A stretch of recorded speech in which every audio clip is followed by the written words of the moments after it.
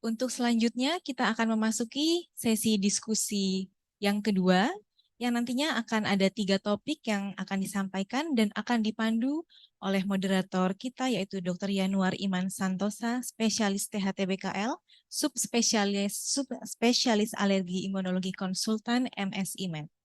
Sekilas tentang kurikulum vitae beliau.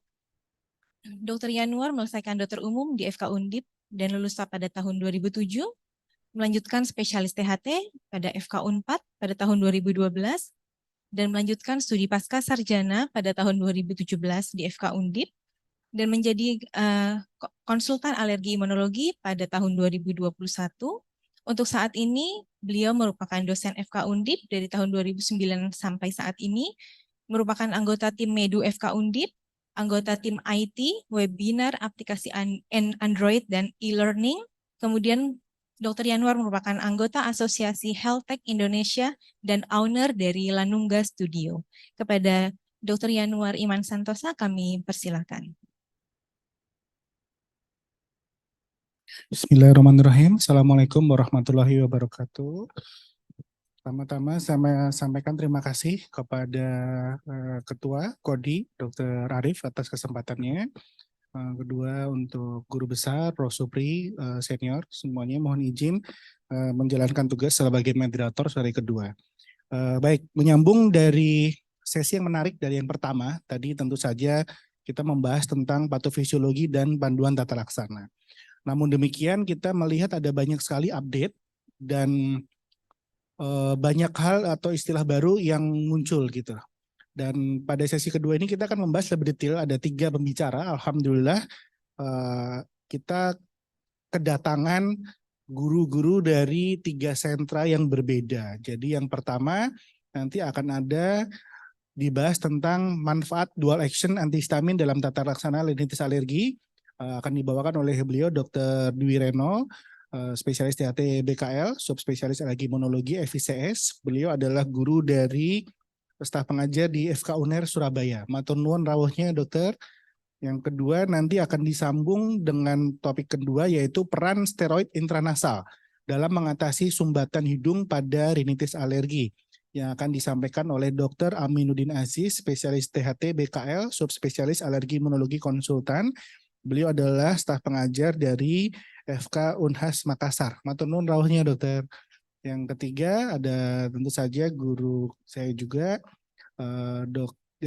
pembahasan tentang peran anti leukotrien pada rinitis alergi dan multimorbiditasnya. Apalagi nih anti leukotrien ya. Mungkin kalau antihistamin kita sudah sering dengar, intranasal steroid sudah sering dengar, tapi mungkin belum lazim kita mendengar atau menggunakan anti leukotrien. Nah, ini nanti akan dibawakan oleh beliau Dr. Melati Sudiro, MKes SPTHT BKL, subspesialis alergi imunologi konsultan. Beliau adalah staf pengajar dari FK Unpad Bandung. Matur nuwun rawuhnya dokter. Untuk mempersingkat waktu, kami persilahkan kesempatan pertama kepada Dr. Dwi Reno. Waktu dan tempat kami persilahkan. Monggo dokter.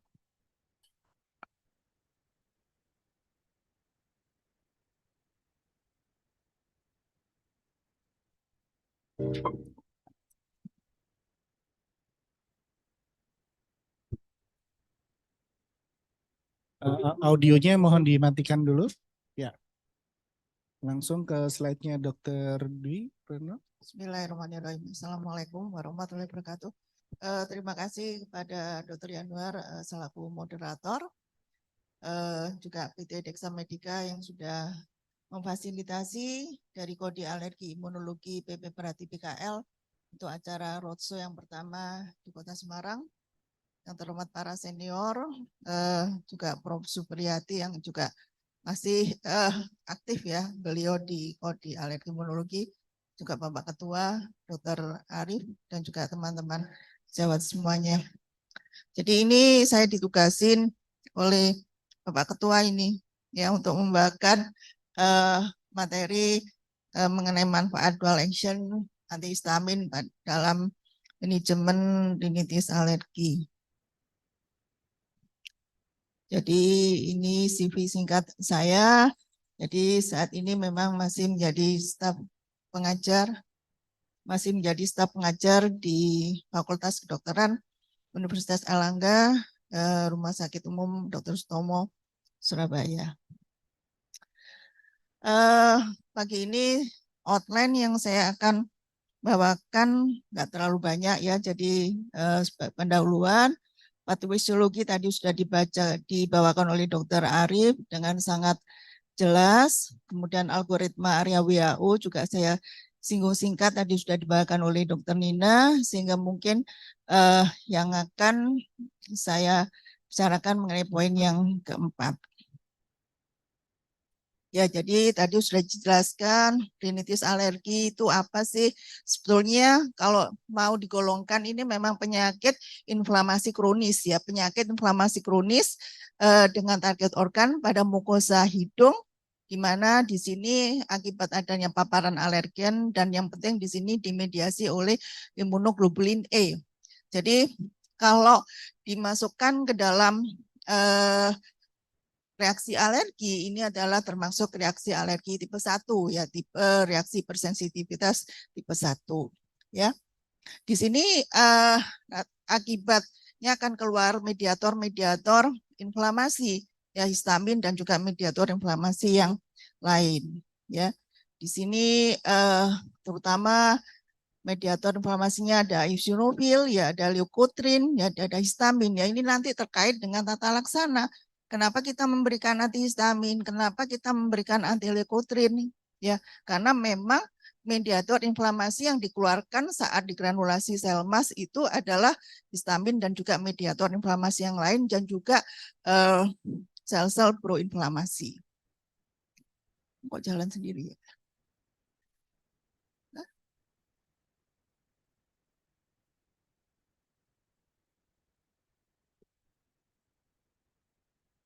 Yang jalannya mana? Ini manual ini bisa ya. Jadi sebabnya selalu ada paparan alergen. Next. Gejalanya tadi sudah disebutkan ya. Jadi ada kardinal simptomnya pilek, bersin, buntu dan juga gatal ya. Itu kemudian yang disebut ini adalah total nasal score symptom. Ya, tadi sudah ada pertanyaan bagaimana kita menghitung FAS ya. Jadi total nasal score symptom yang terdiri dari 4 gejala utama, yaitu pilek, yang pilek encer, bersin-bersin, gatal hidung dan buntu hidung. Kemudian ada gejala yang disebut dengan non-nasal symptom, ya, gejala pada mata, pada telinga atau pada tenggorok. Ya, jadi itu ada istilah total nasal score symptom dan gejala di luar hidung yang kalau kita gabung menjadi total score symptom. Next. Ya, prinsip tata laksana kita harus tegakkan dulu diagnosisnya. Apakah ini rinitis alergi atau ini rinitis yang lain? Ya, kemudian tujuannya apa nanti? Setelah tegak diagnosis, tujuannya pasti akan mencari solusi. Ya, kemudian kita pertimbangkan adalah peningkatan kualitas hidup. Ya, karena kalau kita mengacu pada klasifikasi area WHO itu adalah kalau sedang berat itu sudah terganggu quality of life-nya. Ya, jadi ini akan menjadi pertimbangan bagi kita semua dalam tata laksana rinitis alergi. Kemudian kita harus melakukan juga edukasi dan konseling ya. Tadi dikatakan oleh Prof. Supri, jangan karena kompleks ya, kecuali ada yang sampai kemudian ya sensi ya, jadi mudah marah sampai nggak mau makan dan sebagainya. Ini nanti perlu juga harus diterapi dengan baik ya. Jadi tujuan terapinya apa? Kemudian juga kita follow up ya secara kontinu, secara melekat kita follow up dan juga kita evaluasi. Farmakoterapi sudah disebutkan di sini, saya akan membawakan antihistamin ya, ada dikongestan, ada intranasal kortikosteroid, ada leukotrin antagonis ya, nasal salin dan sodium bromolin. Di mana tadi sudah dijelaskan oleh Dr. Nina, di mana obat yang kita pilih yang cocok dengan pasien. Ya, antihistamin itu adalah sebagai agonis H1 reseptor karena memang menempati reseptor yang sama dengan histamin ya pada H1. dan juga sebagai antiinflamasi. Kenapa? Karena saat terjadi degranulasi sel mas itu keluar mediator inflamasi yang banyak sekali. Slide. Nah ini tadi sudah disinggung oleh Dr. Arif ya. Jadi histamin di mana bisa ya. Jadi di situ akan keluar ya histaminnya. Ya jadi histaminnya akan keluar pointernya. Ya memang histamin di sini sebagai yang utama. Ya. Jadi sebagai ada mediator histamin dan juga di sini banyak sekali mediator inflamasi yang keluar ya, ada sitokin ya dan sebagainya. Sitokin ada interleukin, ada kemokin dan tadi sudah disebutkan oleh Dr. Arif pada tata laksana. Slide. Nah, kita juga mengenal apa yang disebut dengan minimal persistent inflammation ya, di mana pada minimal persistent inflammation ini ditandai dengan infiltrasi ya, sel-sel proinflamasinya neutrofil, eosinofil, terutama adalah eosinofil ya. Kemudian pada endotel itu juga ada peningkatan dari ekspresi dari ICAM1 dan juga bisa disertai juga BCAM1-nya. Slide. Ya, di sini nampak struktur epitel pada mukosa pasien rinitis alergi. Ya, di sini adanya kita harus fenomenanya harus kita lihat ya. Jadi di sini memang terjadi polisensitisasi. Jadi alergen itu tidak satu macam ya, tetapi bisa bermacam-macam. Dari yang inhalan saja itu tidak hanya host hazmat. Ya, sekarang juga lingkungan ya, eksposur polusi udara. Kemudian belum lagi eksposur polusi di tempat kerja. Jadi itu nanti harus satu rangkaian dalam kita memberikan edukasi pada tata laksana penderita rinitis alergi. Ya. Slide. Nah ini gejala yang muncul ya pada anak-anak dan dewasa itu gejalanya tidak jauh berbeda. Ya, jadi ini yang kuning adalah pada dewasa, yang merah pada anak-anak.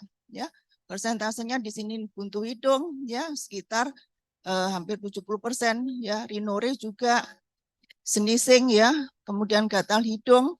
Nah, di sini juga gangguan tidur, ini juga banyak dikeluhkan pada pasien rinitis alergi. Jadi sudah banyak penelitian bagaimana hubungan gangguan tidur pada pasien rinitis alergi. Ya, tadi sudah katakan oleh Dr. Nina atau Dr. Arif juga bisa menyerang ke saluran nafas bagian bawah, yaitu adanya wheezing. Nah, ini tadi juga sudah disinggung oleh Prof. Suk, menjadi anaknya menjadi tensian, yang mudah marah. Ya, jadi ini harus juga kita atasi. Slide. Ya, jadi konsep dalam tata laksana adalah target utamanya adalah kita harus memang mengurangi gejala, ya, mengurangi gejala tujuannya pasti untuk meningkatkan kualitas hidup pasien, ya. Kemudian mencegah terjadinya eksaserbasi, ya, jadi kumat-kumatan. Bagaimana kita bisa meminimalisir adanya paparan alergen, jangan tergantung dengan obat-obatan, ya. Kemudian spesifik targetnya memang harus bisa mengurangi bagaimana hyperresponsiveness pada mukosa, ya, sehingga kalau terjadi sedikit ada paparan itu tidak menimbulkan manifestasi klinis, ya. Kemudian kita kontrol persisten inflammation-nya. Yang harusnya adalah kita harus mengurangi terjadinya remodeling. Slide. Jadi tujuan pasti ya, jadi tujuannya pasti untuk meningkatkan kualitas hidup pasien dengan mengurangi gejala, ya. Tadi sudah saya sebutkan, current konsepnya adalah untuk minimal persistent inflammasi dan juga untuk mencegah eksaserbasi. Nah, ini yang menjadi masalah. Apakah harus memang dalam jangka panjang ya pasien itu harus minum obat? Ini memang suatu kebutuhan harus minum obat seterusnya atau enggak? Slide.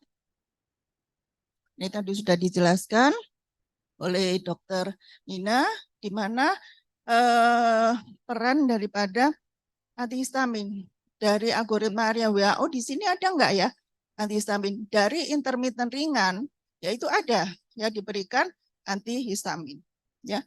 Kemudian pada moderate, severe, intermittent ataupun persistent ringan, di mana peranan antihistamin ada. Ya di sini ada antihistamin. Kemudian pada yang persisten sedang berat, ada nggak di sini peranan antihistamin? Ternyata ada. Ya, jadi antihistamin itu bisa diberikan dari mulai intermittent ringan sampai persisten sedang berat.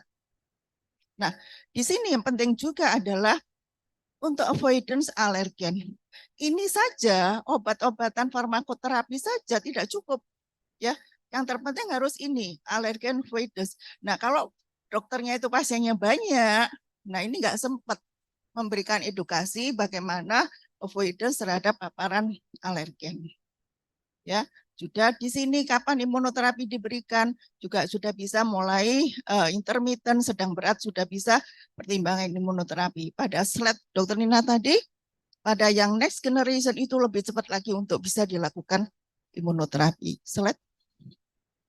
Ini juga ini seperti yang tadi sebetulnya cuman ini ada modifikasi untuk menggambarkan bagaimana step tata laksana pada rinitis alergi. Ya, di sini ya ada ya. Tetap ini saya tekankan di sini oral atau lokal non sedating antihistamin. Ya, alergen bahan harus tetap dilakukan. Slide. Jadi ini terapinya alergen avoidance, farmakoterapi, imunoterapi. Di sini ada peranan antihistamin. Slide. Nah, histamin sendiri ini secara buku slide terus saja diklik semua ya. Buku kimianya seperti ini yang mungkin kita dulu waktu SMA belajar kimia, sekarang saya juga sudah lupa apa artinya ini. Ya, yang terpenting adalah di sini adalah histamin itu merupakan pembawa ya sel to cell messenger. Ini ditemukan pertama kali oleh Dill dan Redwood tahun 1910 ya. Kemudian oleh Riley ditemukan 1950, itu dikatakan bahwa histamin ini merupakan preform mediator yang dihasilkan dikeluarkan oleh sel mas ya. Dan histamin ini memang merupakan mediator utama pada early phase dan juga yang dikeluarkan oleh basophil dan mast sel. Jadi pada fase cepat, fase awal itu memang histamin yang paling berperan pada manifestasi klinis daripada rinitis alergi. Ya, dia akan menyebabkan rangsangan pada saraf sensoris ya, yang menyebabkan bersin-bersin dan gatal-gatal pada hidung. Kemudian akan meningkatkan sekresi pada sel-sel goblet sehingga menyebabkan rinore. Dan rinorenya ini sifatnya kan encer ya, kadang menetes tanpa disisikan itu bisa menetes sendiri. Karena ini bukan suatu infeksi, maka sifat daripada rinorenya itu encer dan bening. Ya. Kemudian juga menyebabkan vasodilatasi pembuluh darah, menyebabkan eksudasi plasma, dan ini menyebabkan OD, menyebabkan kongesti dengan manifestasi buntu hidung. Slide. Ya, di sini peranan histamin pada inflamasi, ya dia juga berkontribusi pada fase lambat.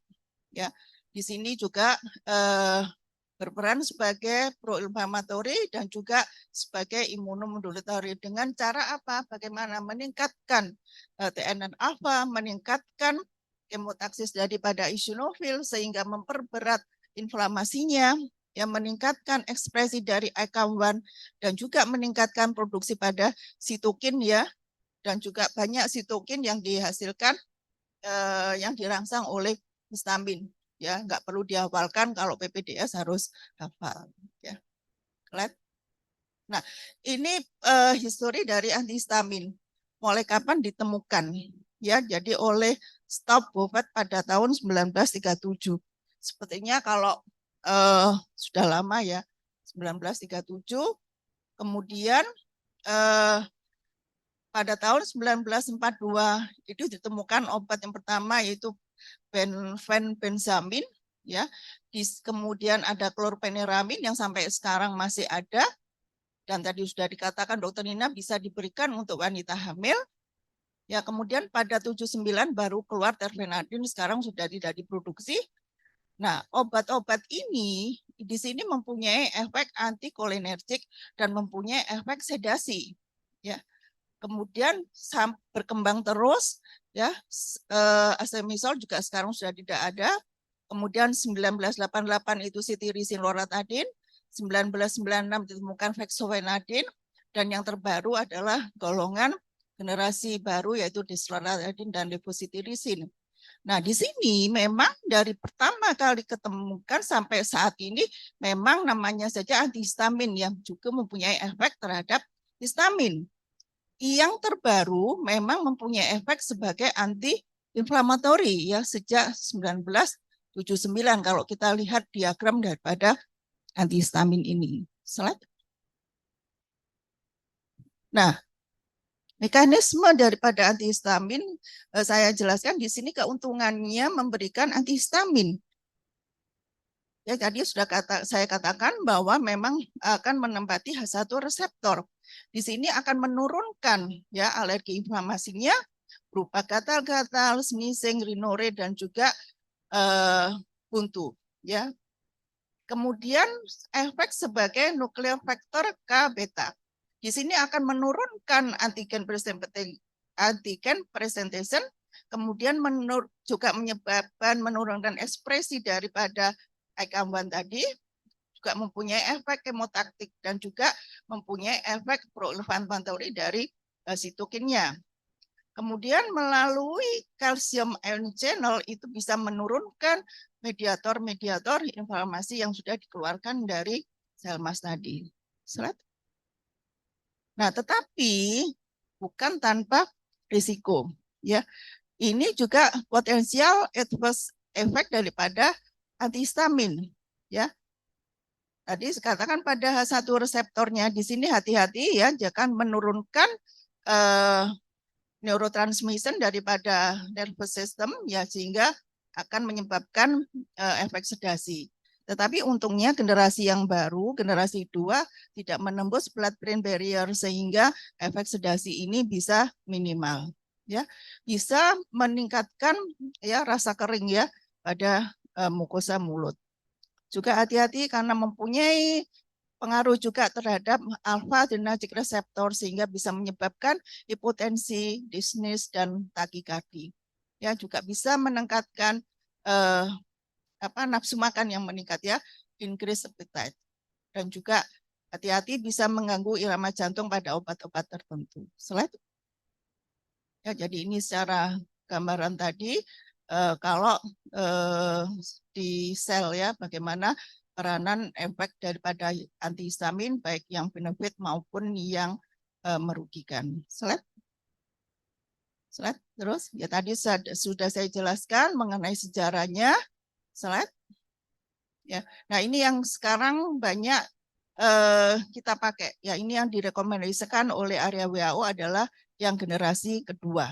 Ya, karena ini mempunyai efek sedasi yang minimal, yang mempunyai peranan yang sangat selektif sehingga tidak ada efek antikolinergiknya atau minimal dan juga tidak menyebabkan cardiotoxicity. Nah, ini yang disukai. Ya, onsetnya cepat dan juga long acting. Ya, mempunyai afinitas yang tinggi terhadap H1 reseptor dan mempunyai efek anti-inflamatori dan anti-alergi. Slide. Ini terlalu kecil ya. Ini golongan awalnya ya. Jadi bahan-bahannya ini yang generasi 1 ya golongan alkilamin ya. Di sini ada yang masih banyak di ini adalah clopheneramin. Ya, tripolidin juga banyak. Ya, masih banyak clopheneramin, tripolidin, diphenhidramin, diphenhidrinat ini masih banyak ada di pasaran. Ya, sedangkan yang generasi kedua ini yang ada di Indonesia adalah cetirizine, levocetirizine, loratadine, desloratadine, fexofenadine. Ini kalau astalasin ini intranasal antihistamin tidak ada di Indonesia. Slide. Nah, di sini bagaimana efikasi daripada antihistamin? Ya, di sini adalah rekomendasinya A. Ya, bisa memberi efek terhadap bersin, terhadap rhinorinya, terhadap buntu hidung maupun gatal hidung. Nanti yang lain intranasal, corticosteroid maupun leukotrin akan dibawakan oleh Dr. Amin dan Dr. Melati. Slide. Nah, ini mekanisme, saya ulang mekanisme antihistamin. Ya, kenapa sih kok perlu antihistamin?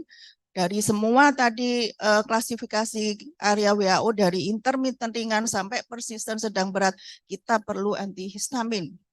Karena memang antihistamin bisa menurunkan inflamasi pada hidung, ya, dengan menurunkan produksi pada sel Langerhans, menurunkan produksi dari eosinofil, yang menurunkan ekspresi daripada basofil dan juga degranulasi sel masnya dan juga untuk sitokin yang dihasilkan oleh T helper 2, ya, dan juga bisa menurunkan hiperreaktiviti daripada mukosa hidung. Slide. Nah, kalau ini per preparat ya, per preparat daripada second generation, bagaimana efek terhadap mediator inflamasinya.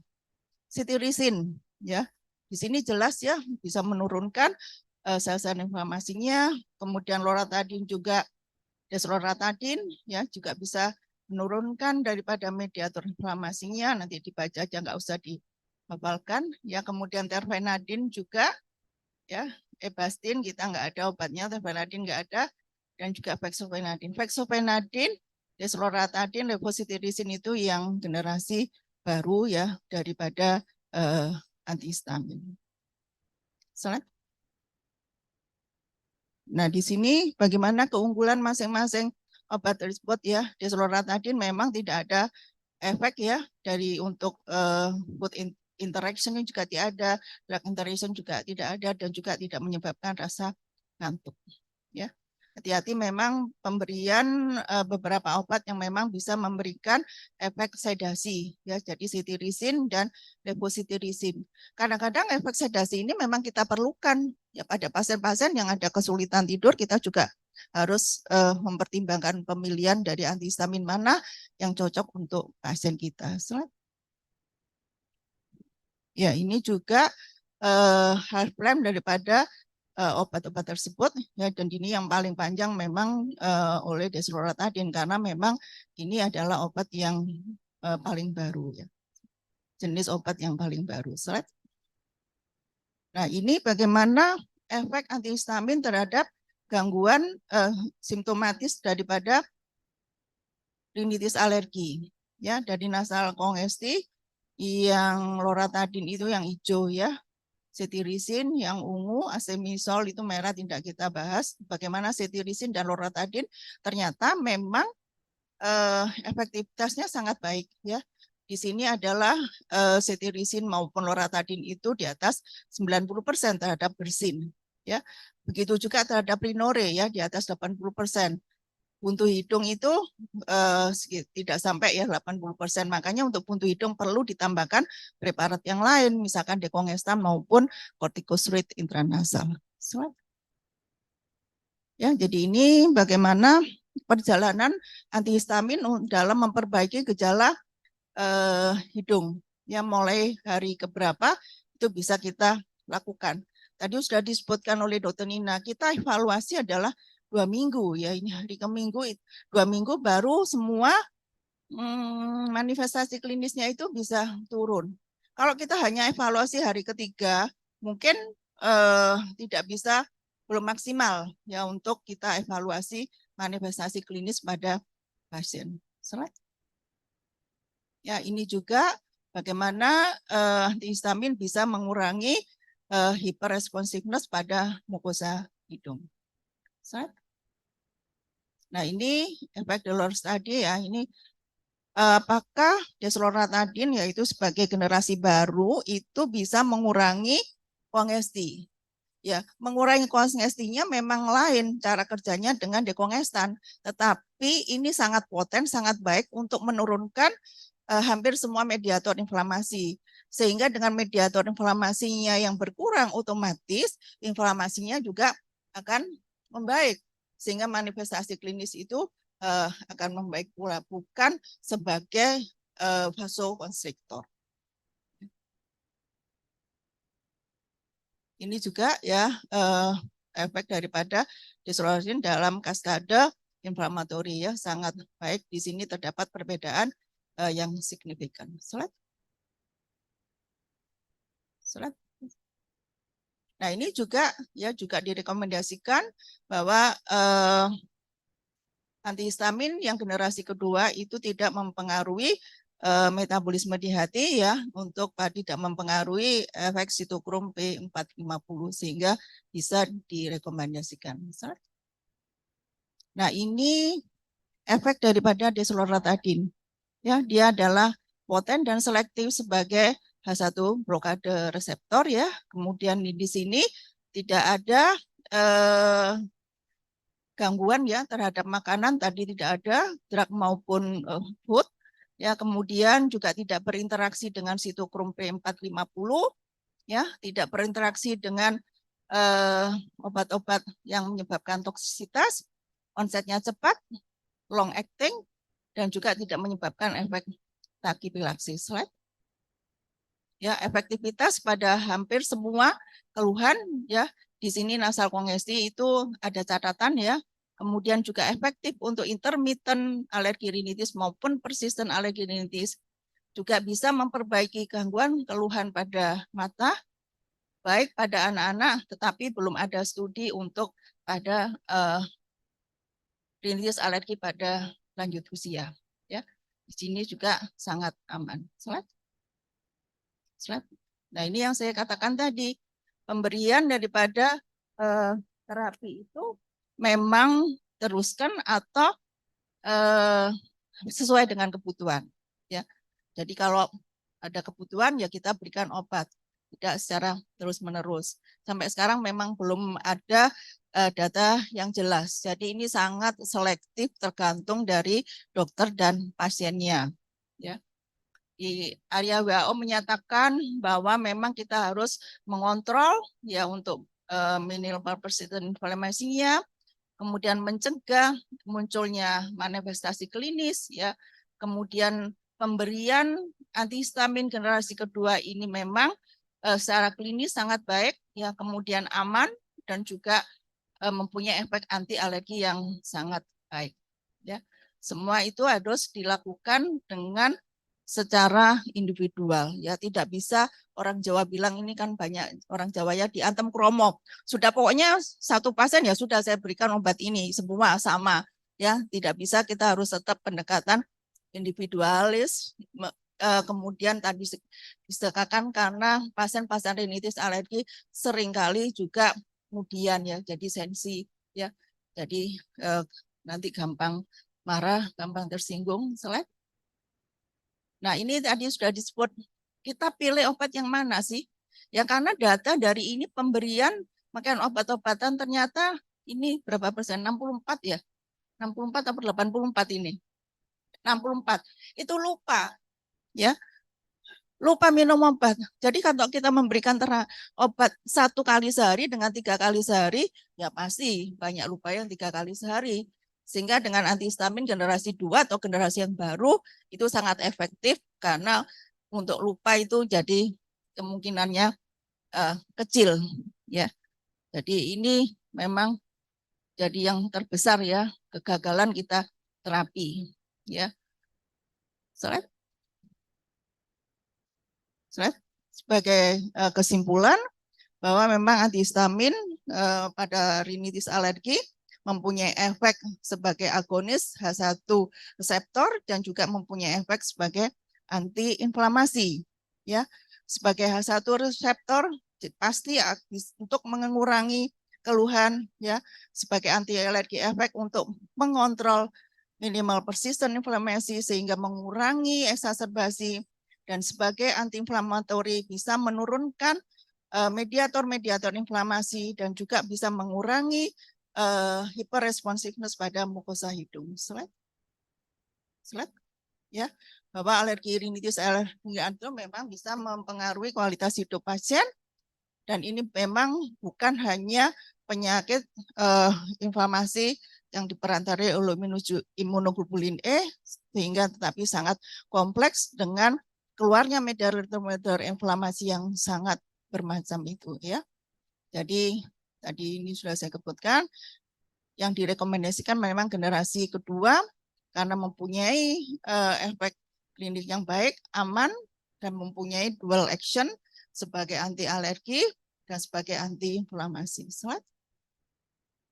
Terima kasih atas perhatiannya. Semoga bermanfaat untuk semua apa yang saya sampaikan pagi ini. Assalamualaikum warahmatullahi wabarakatuh. Waalaikumsalam warahmatullahi wabarakatuh. Terima kasih Dr. Dwi Reno atas penyampaian paparannya. Menarik sekali bahwa ternyata antihistamin kita udah biasa setiap hari pakai.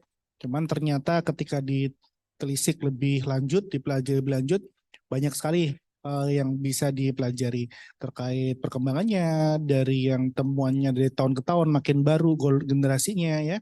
Dan ternyata dual action di sini memberikan dua efek, yaitu selain sebagai untuk mengatasi antihistaminnya sendiri atau anti alerginya untuk agonis reseptor H1, ternyata juga memiliki efek anti-inflamasi. Nah, ini yang menarik. Namun perlu dicatat bahwa pemberian terapinya tidak bisa satu obat untuk semua pasien sama. Nah, ini yang mengacu ke konsep pengobatan modern, yaitu personalized medicine.